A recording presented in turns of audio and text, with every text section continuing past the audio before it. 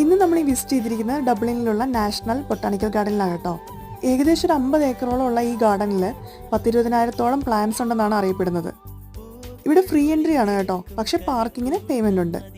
എല്ലാ സമ്മറിലും ഞങ്ങൾ മറക്കാതെ പോകുന്ന ഒരു സ്ഥലമാണ് കേട്ടോ ഈ ബൊട്ടാണിക് ഗാർഡൻ. പക്ഷെ ഓരോ തവണ ചെല്ലുമ്പോഴും ഈ ഗാർഡൻ ഞങ്ങളെ അതിശയിപ്പിച്ചുകൊണ്ടിരിക്കുകയാണ്. കാരണം അത്രയേറെ ഭംഗിയുള്ള ഫ്ലവേഴ്സും പ്ലാന്റ്സും ഒക്കെ ആട്ടോ ഇവിടെ ഉള്ളത്.